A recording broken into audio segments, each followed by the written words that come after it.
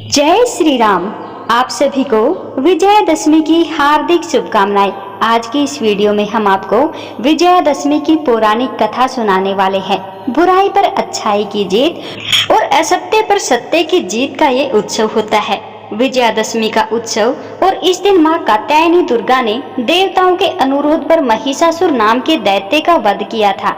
तब से इस दिन विजय उत्सव मनाया जाने लगा। इस कारण इसे विजयादशमी भी कहते हैं।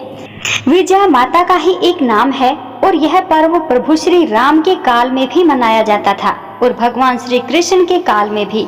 माता द्वारा महिषासुर का वध करने के बाद से ही असत्य पर सत्य की जीत का विजयादशमी का त्योहार मनाया जाने लगा।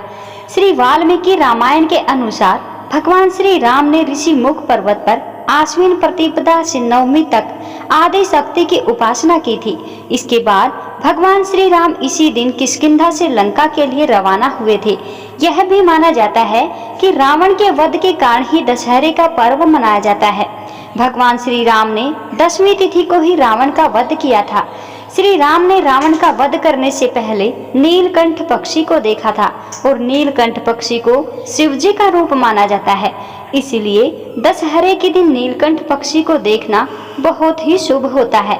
यह भी कहा जाता है कि इस दिन पांडवों को वनवास हुआ था और वे वनवास के लिए प्रस्थान कर गए थे। इसी दिन अज्ञातवास समाप्त होते ही पांडवों ने शक्ति पूजन करके समय के वृक्ष में रखे हुए अपने शस्त्र पुनः अपने हाथों में लिए और विराट की गोए चुराने वाली कौरव सेना पर आक्रमण करके विजय प्राप्त की थी। इस दिन पांडवों ने कौरवों पर भी विजय प्राप्त की थी।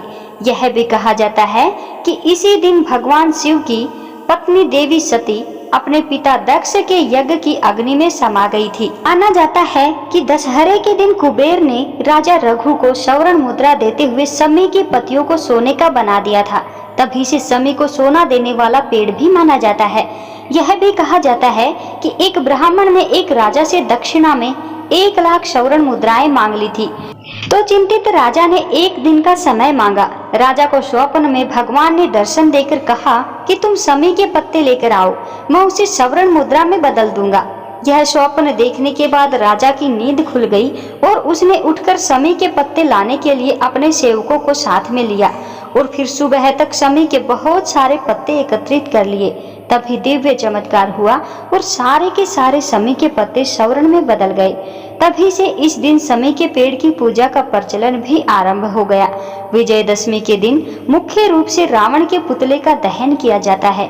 आखिरकार रावण में ऐसा क्या था जो हर साल उसका पुतला दहन करके दशहरा मनाया जाता है। रावण का जीवन रहस्यों से भरा हुआ था।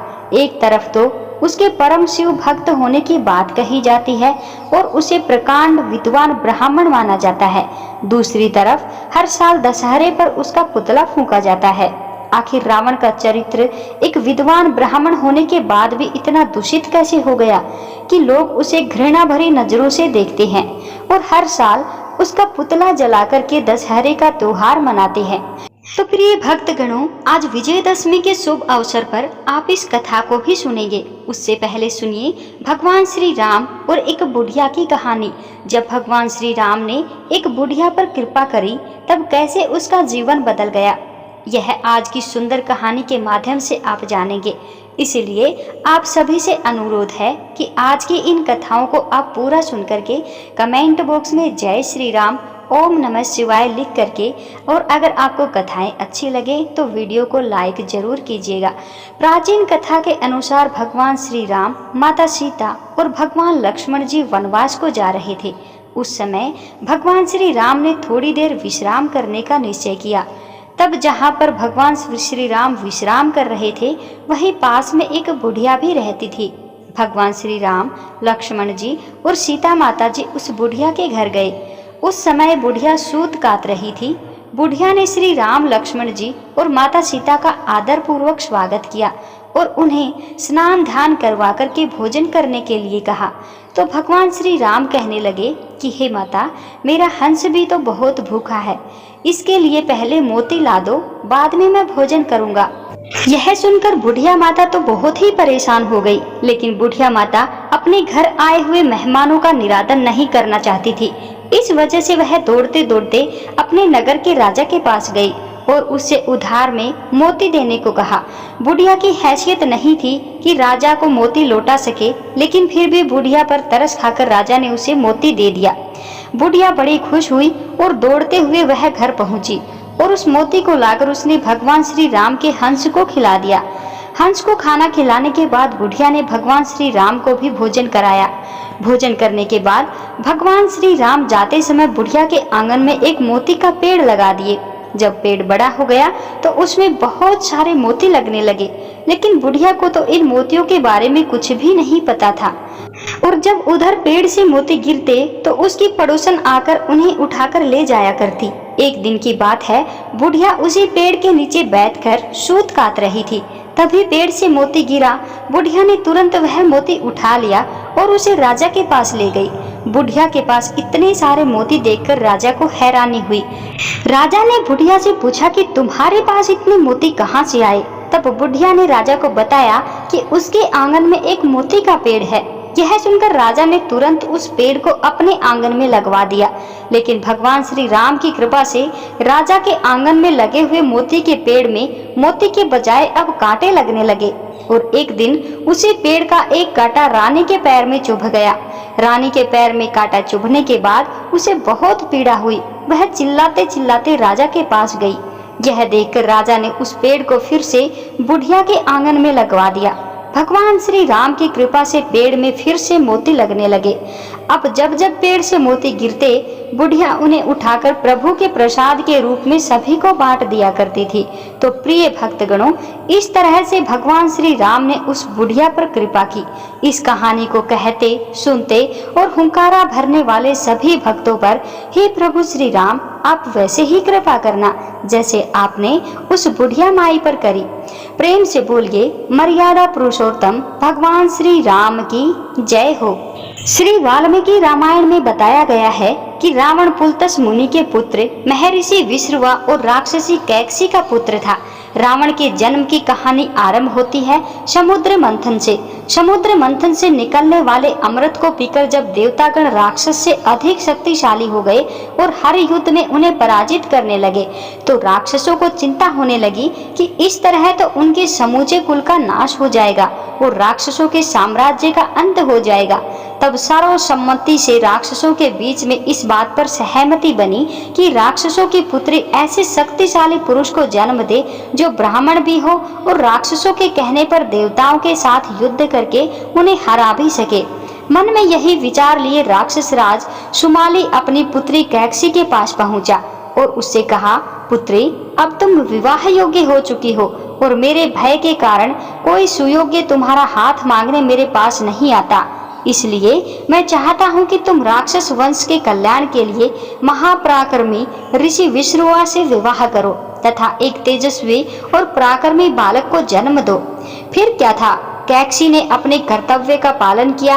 अपने पिता से आज्ञा लेकर वह ऋषि विश्रवा से मिलने के लिए पाताल लोक से पृथ्वी लोक को निकल पड़ी। पृथ्वी लोक तक पहुँचते पहुँचते कैकसी को काफी समय लग गया और इसी कारण वह शाम को जब दोनों वक्त मिले ऋषि विश्रवा के आश्रम पर पहुंची। यहाँ आकर कैकसी ने ऋषि विश्रवा को चरण स्पर्श किया और फिर अपने मन की इच्छा उन्हें बताई। कैकसी की बातों को सुनकर ऋषि विश्रवा उससे विवाह करने को तैयार हो गया, लेकिन साथ ही उन्होंने कैकसी से यह बात भी कही कि तुम कुबेला मेरे पास आई हो, इसीलिए मेरे पुत्र क्रूर और बुरे कर्म करने वाले होंगे और उनकी शक्ल भी राक्षसों जैसी होगी, लेकिन मेरा तीसरा पुत्र मेरी तरह धर्मात्मा होगा। और फिर इस तरह ऋषि विश्रवा और कैकसी ने रावण, कुंभकर्ण तथा पुत्री शूर्पणखा को जन्म दिया। सबसे आखिर में और तीसरे पुत्र के रूप में धर्मात्मा विभीषण का जन्म हुआ। लंका का राजा रावण अत्यंत शक्तिशाली और विद्वान था। उसे शिव भक्त, वेदों का ज्ञाता और महान योद्धा भी माना जाता है, लेकिन वह अत्यधिक अहंकारी और दुराचारी हो गया था। उसकी बहन शूर्पणखा का अपमान भी श्री राम और लक्ष्मण जी ने किया था, जिसके बाद बदला लेने के उद्देश्य से रावण ने छल पूर्वक भगवान श्री राम की पत्नी सीता जी का अपहरण कर लिया था और उन्हें वह लंका में ले गया। सीता जी को रावण ने अपने महल के बगीचे अर्थात अशोक वाटिका में रखा, जहां वह उन्हें बार बार अपनी पत्नी बनने के लिए कहता, लेकिन सीता जी ने इस प्रस्ताव को ठुकरा दिया और केवल श्री राम की प्रतीक्षा की। उधर जब श्री राम जी को सीता जी के अपहरण का पता चला तो वह उन्हें ढूंढने के लिए निकल पड़े। रास्ते में उन्हें हनुमान जी और सुग्रीव जी जैसे मित्र मिले, जिनकी सहायता से श्री राम ने वानर सेना का निर्माण किया। हनुमान जी ने लंका जाकर सीता जी का पता लगाया और फिर श्री राम और उनकी वानर सेना समुद्र पार करके लंका की ओर बढ़ी। समुद्र पर राम सेतु का निर्माण कर श्री राम, लक्ष्मण और वानर सेना लंका पहुंची, जहां रावण से युद्ध आरंभ हुआ। लंका पहुंचने के बाद भगवान श्री राम और रावण की सेना के बीच भयंकर युद्ध शुरू हो गया। इस युद्ध में रावण की ओर से उसे शक्तिशाली भाई कुंभकर्ण, पुत्र मेघनाथ और लंका के अन्य योद्धा लड़े, जबकि श्री राम की ओर से हनुमान, लक्ष्मण, सुग्रीव, अंगद और वानर सेना थी। युद्ध में श्री राम के भाई लक्ष्मण जी गंभीर रूप से घायल हो गए थे, लेकिन हनुमान जी संजीवनी बूटी लेकर उन्हें बचा लाए। कुंभकर्ण, जो एक अत्यंत शक्तिशाली राक्षस था, उसे रावण ने जगाकर युद्ध में भेजा। वह अपनी विशालकाय काया से युद्ध के मैदान में आतंक मचाने लगा, लेकिन आखिरकार वह भी श्री राम के हाथों मारा गया। इसके बाद रावण का पुत्र मेघनाथ, जो अत्यधिक मायावी था और देवताओं को भी हराने का सामर्थ्य रखता था, वह युद्ध में उतरा। मेघनाथ ने अपनी मायावी शक्तियों से लक्ष्मण को गंभीर रूप से घायल कर दिया, लेकिन लक्ष्मण अंततः उसकी छलपूर्ण चालों को विफल कर उसे मार गिराते हैं। जब रावण के सभी योद्धा मारे गए, तब वह स्वयं में युद्ध के लिए मैदान में उतरा। रावण के पास अद्वितीय शक्तियां थी, उसके 10 सिर और 20 भुजाएं उसे अजय बनाते थे। श्री राम और रावण के बीच भयंकर युद्ध आरंभ हुआ। रावण बार बार अपनी शक्तियों का प्रयोग करता, लेकिन भगवान राम उसके हर प्रहार को विफल कर देते। रावण के पास अमृतत्व का वरदान था, जिसके कारण उसे मार पाना आसान नहीं था। तब रावण का छोटा भाई विभीषण, जो धर्म के मार्ग पर चलते थे, उन्होंने प्रभु श्री राम की सहायता की। विभीषण ने श्री राम को बताया कि रावण को केवल उसकी नाभि में स्थित अमृत कुंड को नष्ट करके ही मारा जा सकता है। यह सुनकर भगवान श्री राम ने अपनी अमोघ शक्ति का ब्रह्मास्त्र का प्रयोग किया और रावण की नाभि पर प्रहार किया, जिससे उसका अमृत कुंड नष्ट हो गया और इस प्रकार रावण मृत्यु को प्राप्त हुआ। रावण के मरते ही युद्ध समाप्त हो गया, जिससे यह संदेश दिया कि बुराई पर जीत के बाद भी पराजित का सामना करना चाहिए। इसके बाद श्री राम ने सीता जी को बंधन मुक्त कराया और फिर विभीषण को लंका का राजा बनाया। रावण का अंत बुराई, अधर्म, अहंकार और अत्याचार के नाश का प्रतीक बन गया और रावण का दहन हमें यह सिखाता है कि चाहे व्यक्ति कितना भी शक्तिशाली, ज्ञानी या विद्वान हो, अगर वह अपने अहंकार और अधर्म के कारण गलत मार्ग पर चलता है तो अंततः उसका पतन निश्चित है। श्री राम ने रावण का वध करके यह संदेश दिया कि सत्य और धर्म की हमेशा जीत होती है। यह कहानी हमें जीवन में नैतिकता, धर्म और कर्तव्य का पालन की शिक्षा देती है। रावण का वध बुराई पर अच्छाई की विजय का प्रतीक बन गया और इसी कारण से हर वर्ष दशहरे के दिन रावण के पुतले का दहन करके इस दिन को विजयादशमी के रूप में मनाया जाने लगा। यह थी रावण वध की कथा। प्रिय भक्तगणों, अब आपको सुनाते हैं एक ऐसी सुंदर कथा जिसे सुनने के बाद आप भी भाव विभोर हुए बिना रह ही नहीं पाएंगे, क्योंकि यह कथा तब की है जब भगवान श्री राम का जन्म हुआ था। नन्हे सुकुमार और कोमल से श्री राम थे जब कैलाश पर्वत पर विराजमान भगवान शंकर को उनके अवतरण की बात पता चली। तब वे भगवान श्री राम के सावल रूप के दर्शन करने के लिए अत्यंत उत्सुक और लालायित हो उठे। किस प्रकार से भगवान शिव भगवान श्री राम के दर्शन करने के लिए पहुँचे, इस अद्भुत कथा के माध्यम से आप सभी को हम सुनाएंगे। एक समय की बात है, भगवान शिव और माता पार्वती कैलाश पर्वत पर बैठे हरि नाम संकीर्तन कर रहे थे। उसी समय भगवान शिव ने माता पार्वती से कहा, देवी, आज मैं आपको अपनी चोरी के बारे में बताना चाहता हूँ। यह सुनकर पार्वती जी को बड़ा अजीब लगा और फिर वह बोल पड़ी, आपने चोरी की? परंतु प्रभु, आपको चोरी करने की क्या आवश्यकता पड़ गई? आपको तो जो कुछ चाहिए आप अपने आप ही ले सकते हैं। यह सुनकर भगवान शिव मुस्कुराए और बोले, हाँ, मैंने चोरी की, लेकिन यह बात आज तक किसी को नहीं पता कि भगवान राम बाल रूप में अयोध्या जी में प्रकट हुए थे। तब हम और काकभूषुंडी जी एक मनुष्य का शरीर बनाकर उनके दर्शन करने के लिए गए थे। भगवान शिव ने मदारी का वेश बनाया और काकभूषुंडी जी जंबूरा बन गए। दोनों अपना खेल दिखाते हुए राजा दशरथ जी के महल में पहुँचे। उस समय रामलला पालने में बड़े आनंद के साथ सो रहे थे। शिव जी ने डमरू की आवाज सुनकर उनकी निद्रा टूटी और वह शिव जी की समस्त लीलाओं को समझ गए।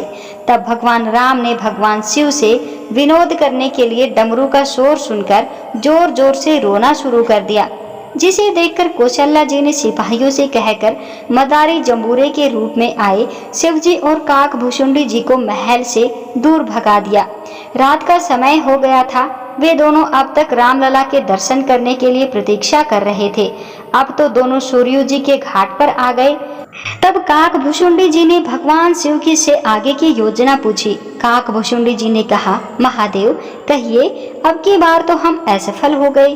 अब किस तरह से हमें रामलला के दर्शन करने होंगे? आगे का उपाय बताइए कि हमें आगे क्या करना है। भगवान शिव ने कहा, अब कल का कल ही देखेंगे। अगला दिन हुआ। सारी रात दोनों सूर्यो नदी के तट पर ऐसे ही जागते जागते बिता दी। अगला दिन हुआ तो भगवान शिव ने एक ज्योतिषी का रूप बनाया और काकभूषुंडी जी उनके शिष्य बन गए। उनके चेले और भगवान शिव अब दोबारा दशरथ जी के महल में पहुँचे और लोगों को उनका भविष्य बताने लगे। अभी वे सब महल के बाहर ही खड़े हुए थे और लोगों को बुलाकर उनका भविष्य बता रहे थे। तब शिव जी ने महल की एक दासी को अपने बच्चे के साथ वहां से जाते देखा और काकभूषुंडी जी को उसे बुलाने का इशारा किया। ज्योतिषी की तारीफ करके काकभूषुंडी जी दासी को उसके बच्चे का हाथ दिखाने के लिए शिव जी के पास ले गई। अब देखिए काकभूषुंडी जी कैसे भगवान शिव का सहयोग कर रहे हैं, कैसे उनकी बढ़ चढ़कर तारीफें कर रहे हैं कि यह कितने बड़े ज्योतिषी हैं। सब लोग आइए और अपना हाथ दिखाकर अपना भविष्य जानिए। तब काकभूषुंडी जी दासी को उसके बच्चे का हाथ दिखाने के लिए शिव जी के पास ले आए। ज्योतिषी बने शिव जी ने उस बालक का एकदम सटीक भविष्य बता दिया। बताते हुए क्यों ना, भगवान शिव तो अंतर्यामी हैं, सब कुछ जानते हैं। जब कोई ज्योतिषी हाथ देकर भविष्य बताते हैं तो कुछ ना कुछ दक्षिणा तो उन्हें देनी ही पड़ती है। जब दासी ने शिव जी से कहा कि बताइए आपको दक्षिणा में क्या चाहिए, तो भगवान शिव ने दक्षिणा में बस यही मांगा कि बस किसी न किसी तरह से हमें राजमहल में प्रवेश दिलवा दो। दासी राजमाता कौशल्या के पास जाकर उन ज्योतिषी की खूब तारीफें करने लगी। इतनी तारीफ की कि तारीफें सुनकर माता कौशल्या के मन में भी अपने रामलला का भविष्य पूछने की इच्छा उत्पन्न हो गई। उन्होंने ज्योतिषी को महल के अंदर आने का आदेश दे दिया। माता कौशल्या ने ज्योतिषी के चरण स्पर्श करके उनकी आरती की, फिर उन्हें स्वादिष्ट भोजन आदि कराया। इसके बाद चारों राजकुमारों राम, लक्ष्मण, भरत और शत्रुघ्न को भी ज्योतिषी रूपी शिवजी के चरण स्पर्श कराए। भगवान श्री राम जी का दर्शन पाते ही प्रभु इतने प्रसन्न हुए कि उन्हें देखते ही समाधि में चले गए। एकदम से मौन के मौन रह गए। जो हाथ जहाँ था वही रह गया। आंखें पलक झपकना ही भूल गई। भगवान शिव तो अपनी सांस रोककर खड़े ही रह गए। बहुत सारा समय ऐसे ही बीत गया। अब सारी स्थिति देखकर माता कौशल्या बड़ी ही परेशान हो गई। तब भगवान श्री राम ने अपनी लीला से सारी स्थिति को संभाला। सोचने लगे कहीं ऐसा ना हो माता कौशल्या को मेरे भगवान होने की बात पता चल जाए। अगर मेरी मैया को यह बात पता चल गई तब तो वह मुझे एक भगवान की तरह से ही मेरा ध्यान रखेंगी। हो सकता है मुझे मंदिर में ही बिठा दे और फिर मेरी आरती किया करे, मेरी पूजा पाठ किया करे। लेकिन मैंने तो इस पावन अयोध्या नगरी में अवतार ही इसीलिए लिया है कि मैं माता कौशल्या की गोद में एक बालक की तरह खेल कूद कर बड़ा हो सकूं, अपनी मैया का खूब स्नेह पाऊं, खूब दुलार करवाऊं। कहीं ऐसा ना हो जाए कि भगवान शिव की इस स्थिति से माता को मेरे वास्तविक रूप का पता चल जाए। अब तो मुझे ही कुछ करना होगा, मुझे ही सारी स्थिति को संभालना होगा, नहीं तो भोले भंडारी तो इसी तरह समाधि में लीन रह जाएंगे। तब भगवान राम जो कि शिशु रूपधारी थे जोर जोर से रोना शुरू कर दिया। यह देखकर मैया को उनकी बड़ी ही चिंता हुई। हाथ जोड़कर ज्योतिषी महाराज से कहने लगी, ज्योतिषी महाराज आप जल्दी से मेरे पुत्र का हाथ देखकर उनका भविष्य बताइए। मेरा लल्ला बहुत देर से भूखा है, मुझे इसे दूध भी पिलाना है। देखो तो जरा मेरा लल्ला कितनी जोर जोर से रो रहा है। आप जल्दी से इनका हाथ देखिए और यहाँ से जाइए। माता कौशल्या की आवाज सुनकर भगवान शिव वापस अपने स्वरूप में लौटे। उनकी समाधि भंग हुई और फिर किसी तरह से ज्योतिषी बने भगवान शिव ने भगवान राम का भविष्य बताया और वहां से विदा ली। यह समस्त कथा भगवान शिव माता पार्वती को बता रहे हैं। सारी कथा सुनने के बाद माता पार्वती मुस्कुराने लगी, जिसे देखकर भगवान शिव बड़े आश्चर्यचकित हुए और वे पूछ बैठे कि देवी, ये क्या बात है? मैंने आपको बिना बताए रामलला के दर्शन किए, आप क्रोध करने के बजाय मुस्कुरा रही हैं। क्या कारण है? आप क्यों मुस्कुरा रही हैं? तब माता पार्वती जी ने उत्तर दिया, हे नाथ, अगर महल की दासी ना आई होती तो क्या आप अयोध्या नगरी के उस पावन महल में प्रवेश कर पाते? देवी पार्वती की यह बात सुनकर भगवान शिव सोच में पड़ गए। तब देवी पार्वती जी ने आगे उत्तर दिया, हे नाथ, अगर महल की दासी नहीं आई होती तो आप उस दिन महल में प्रवेश नहीं कर पाते। प्रभु, क्या आपने अब तक उस दासी को नहीं पहचाना? और ऐसा कहने के साथ ही देवी पार्वती मंद मंद मुस्कुराने लगी। तब भगवान शिव ने जब उसकी ओर देखा तो वे सारा रहस्य जान गए। दरअसल भगवान शिव की रामलला के दर्शन की मनोकामना को पूर्ण करने के लिए माता पार्वती ने ही महल की दासी का रूप धरा था और वे उनसे पहले ही अयोध्या नगरी में पहुंच चुकी थी। तो आज यहीं पर हमारी कथा समाप्त होती है। आज की कथा आप सभी को कैसी लगी कमेंट बॉक्स में जरूर बताइएगा। वीडियो को शेयर कीजिएगा और कमेंट बॉक्स में जय श्री राम लिखना बिल्कुल भी मत भूलिएगा। अगर वीडियो हमारी अच्छी लगती है तो चैनल को भी सब्सक्राइब कीजिएगा।